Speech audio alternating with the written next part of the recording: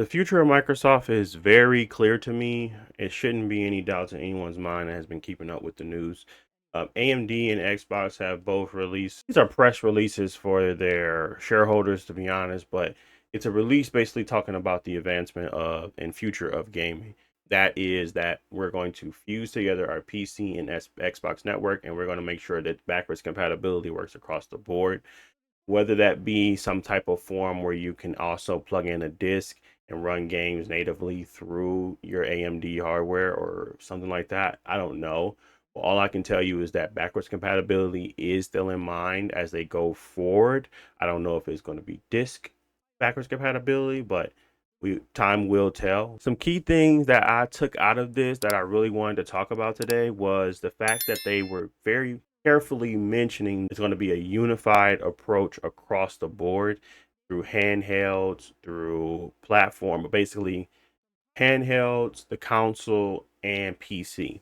And they're going to have dedicated silicon or AMD Ryzen graphics APUs to run across the board to power all of this. What that told me is that basically they're going to be creating a standardized approach for gaming on PC, for gaming on console, and for gaming on handhelds. And they're going to have that run the gambit, and this is going to be their approach to how they scale their gaming PCs. AMD has never been at the top of the charts when it comes to building out hardware that is capable of running the latest and greatest at the best uku dumb levels, like path trace and all this stuff.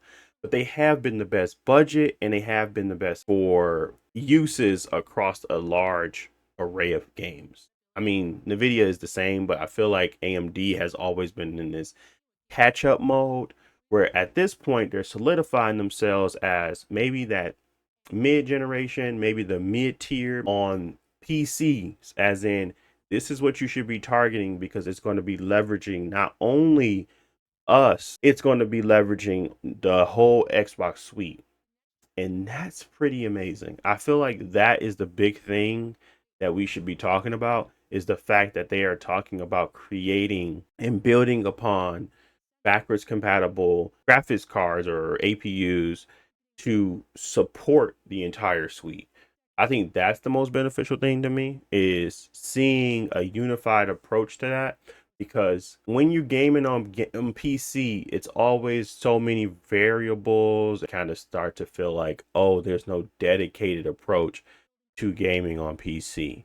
If they are able to find a way to create something very similar, or if not, some plug and play opportunity to kind of still say, this is leveraging the graphics and capabilities of this entire suite, and we want you to target this in order to, have a good overall experience day one for all of our games moving forward.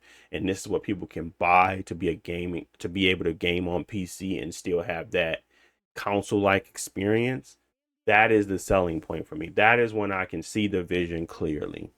But I feel like there has to be something else in the tuck that's going to bring in that fold of gaming PC more than ever. Obviously, people love to have the ability to tweak and customize and do all this other stuff on their PCs. But there are some people out there that just was like, if I can buy or have an experience that is very capable of or similar to the experience I'm gonna have on my console, but on PC, I'm all for it too.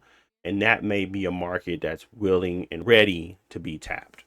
So I was pretty intrigued by this. And again, let me watch it one more time just to make sure my points are clear. But that was the most intriguing part for me. Consoles to designing a full roadmap of gaming optimized chips combining the power of Ryzen and Radeon for consoles, handhelds, PCs, and the cloud. Yeah, you just said it. I just feel like that is the big grab here. That's the thing we all should be focusing on, because with that statement, it provides so much clarity on what truly is the value of this partnership and what truly is the value of leveraging Xbox and Windows. So I'm excited for that. That future seems very bright. Especially when you kind of think about how gaming is beginning to transition from having these very distinct generations to everybody wanting backwards compatibility, everybody wanting their library to come with them. Nobody wants to leave anything behind. Games cost too much to be doing that anyway.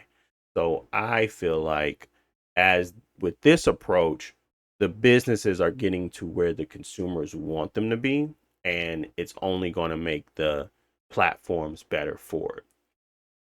I don't know what that tells for Nintendo and PlayStation down the line, but I can see very clearly what Xbox wants to do, and it's good.